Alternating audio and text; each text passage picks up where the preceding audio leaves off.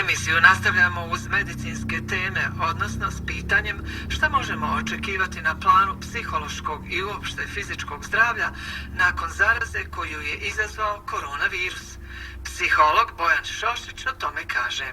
Postoji konsenzus među stručnjacima u svijetu da će doći do značajnog porasta izazova u domenu mentalnog zdravlja među stanovništvom, naročito u zemljama koje su posebno pogođene epidemijom. Međutim, ova problematika je neraskidivo vezana za druga dva aspekta koja je ova epidemija izazvala, a prvi je naravno onaj koji se tiče zdravlja u najužem smislu, dakle onoga na što je epidemija direktno utjecala, a to je domen fizičkog zdravlja i rizik od povećane smrtnosti.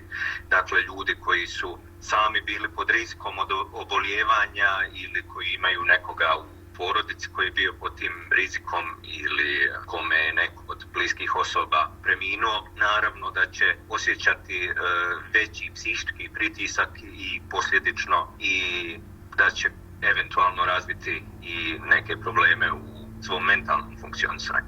Drugi aspekt je ekonomski, zato što su mjere koje su uvođene u različitim zemljama kao pokušaj sprečavanja širenja zaraze svakako doprinijele tome da se mnogi građani osjećaju nesigurno, mnogi su ostali bez posla, mnogi osjećaju da nemaju ni značajnu perspektivu. Prilično jasno da industrije u kojima su radili su toliko pokleknule da će teško doći na prijašnji nivo funkcionisanja i da će postojati jedna velika utakmica u tom pogledu da se stvari vrate blizu starog. Taj nedostatak jasne vizije budućnosti sam po sebi predstavlja određenu prijetnju za razvoj problema u mentalnom zdravlju. Psihoterapeutkinja Dželila Mulić-Čorbo naglašava da je pandemija COVID-19 izazvala niz stresnih situacija kod velikog broja građana. Smo svi negdje u nekom trenutku osjetili pojačanu uznemiranost i anksioznost i nekakve nesanice.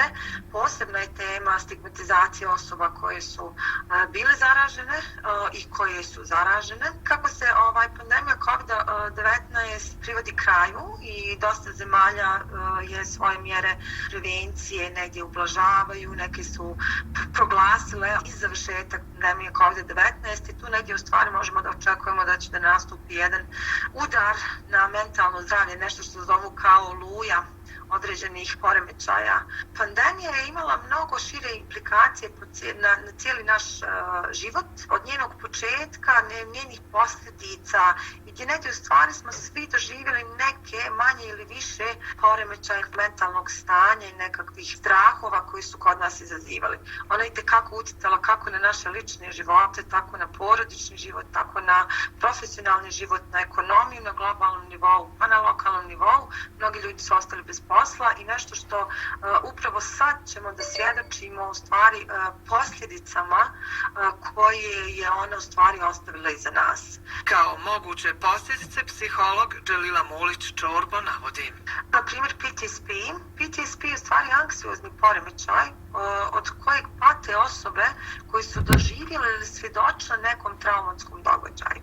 Ovdje će posebno biti istaknute osobe koje su prebolovale, teško prebolovale COVID-19 ili neko od njihovih članova porodice umro od COVID-19, koje su svjedočile upravo kao što su zdravstveni radnici, svi oni koji su bili na prvim linijama, možemo da očekujemo pojavu PTSP, odnosno ovog anksioznog poremećaja.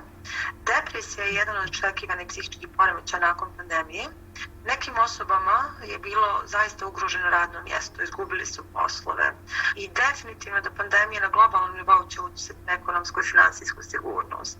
Koliko su BiH građani spremni da se pridržavaju pojedinih zaštitnih mjera, komunikolog i trenerica komunikacijskih vještina Dijana Duvnjak iznosi ovaj stav. Ono što možemo sa sigurnošću kazati u ovom trenutku da je zaista još uvijek rano da pravimo neke grublje zaključke, ali ja osobno ne bih rekla da nas očekuju značajne promjene u tom smislu.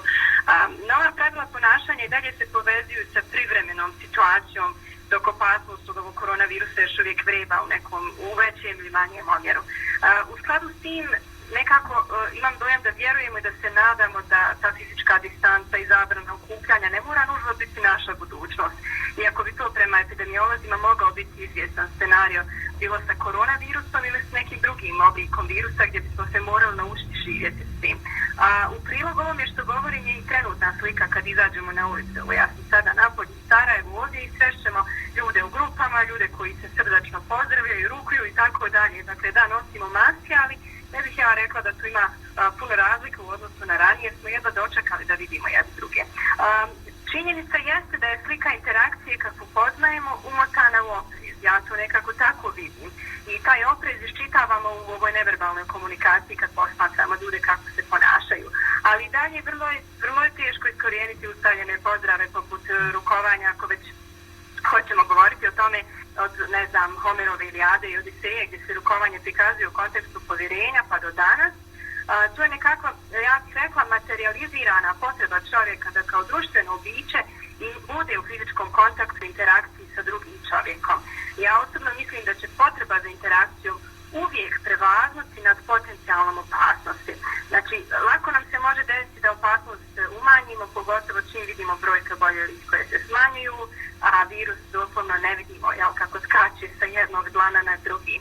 Pitali smo Dijanu Duvnjak da li je nestala prisnost za vrijeme dok smo bili u kući i dok se nismo viđali lice u lice. Ja ne mislim da smo izgubili prisnost, naprotiv. Mislim da smo putem ovih online platformi ušli u domove jedni drugih, važne poslovne sastanke smo na najvišim nivoima obavljali svoje trpezarije, pa i spavačih soba i tako dalje. Nekako ono što mi je važno da kažem jeste da nam se dešava svojevrsni društveni fenomen zbližavanja jer smo svi zajedno suočeni s jednom vrstom opasnosti. Dakle, mi sad svi igramo za jedan tim. Mislim da taj fenomen kompenzira ono što smo smatrali gubitkom uslijed fizičke distance ili zabranama okupljanja, rukovanja i tako dalje. Fizička aktivnost je najbolja odbrana od stresa, smatra psiholog Bojan Šošić. Potrebno je da svako od nas se pobrine i za svoje fizičko zdravlje i da kroz fizičku aktivnost koja može biti vođena kako vani, tako i u kućnim uslovima pomaže i borbi protiv stresa. Bitno je to da postoje različiti oblici tjelovježbe koji se lako mogu naučiti, neke stvari kao što su aerobik, yoga, takozvani 5X program, mogu se lako naučiti i provoditi kod kuće, ali isto tako i velika je sreća što bar većina bosansko-hercegovačkih gradova je tako konfigurirana da je vrlo lako doći do izletišta, do planina, planinarenje i šetnje same po sebi nude velike koristi, mogu se provoditi ili u manjim grupama ili u baru ili čak pojedinci mogu i sami na taj način zadržati odgovarajući nivo tjelesne aktivnosti. Radio Slobodna Evropa ima regionalni program od 1994. Zanima vas što se dešava u regiji? Sve možete naći na slobodnaevropa.org.